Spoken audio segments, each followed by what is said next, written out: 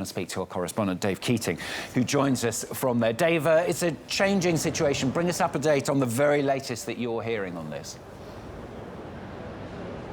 Yeah, what we know is all the authorities will say right now is that they shot a suspect in a cafe in the Schaerbeek neighborhood, if it's in the north of Brussels.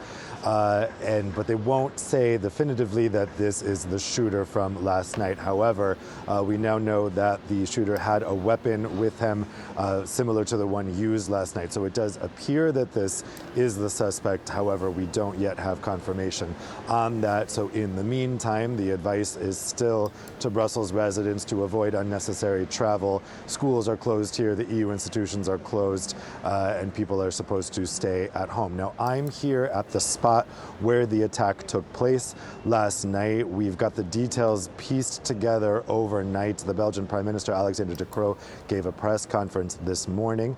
It appears 3 Swedish fans who were on their way to the match between Sweden and Belgium in a stadium in the north of this city here were attacked while in a taxi by the gunmen. They fled into the building behind me, which is an office building.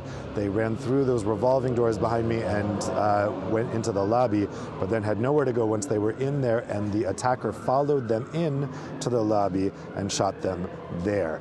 There's still a gruesome reminder of what happened last night inside those doors.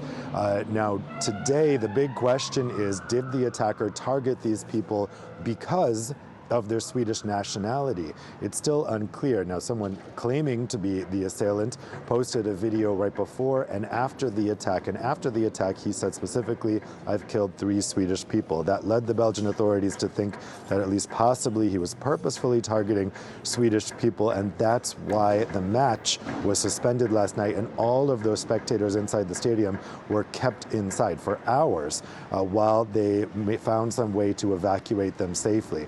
And the Belgian Prime Minister this morning said today that Swedish institutions, the Swedish embassy, are being protected in case Swedes are being deliberately attacked. Sweden, of course, has been engulfed in a controversy over Quran burning by citizens there over the past months. David, as you're speaking, we're seeing some live images coming into us from Brussels. I mean, presumably it's left a very strange atmosphere in the city, perhaps slightly calmed by events this morning, but still people not certain it's the right person that's been shot.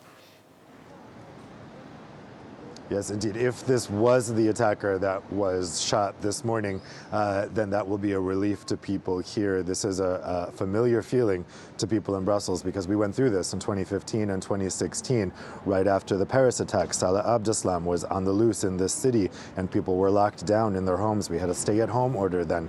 Lasted about 2 days. People couldn't go to work while they were trying to find him. They didn't, actually, until much later. And then again, we had stay-at-home orders after the Brussels attacks, where the suspects were possibly still on the loose. So people have gone through this before, but there has been a period of calm over the past 5 years, or longer, 6, 7 years.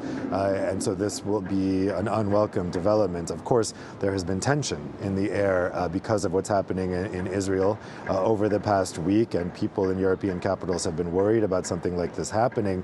And of course, the immediate assumption was that it was connected to that. However, the Belgian authorities have said they don't have any indication as of yet that this is connected to what's happening in Israel and Palestine, and they're really pointing more toward the idea that this is something motivated by those Quran burnings in Sweden, or it could be a mixture of both. But certainly it's an uneasy feeling in Brussels here today. Most people have opted to stay at home, to work from home. Companies are advising that, and so the streets are quite empty.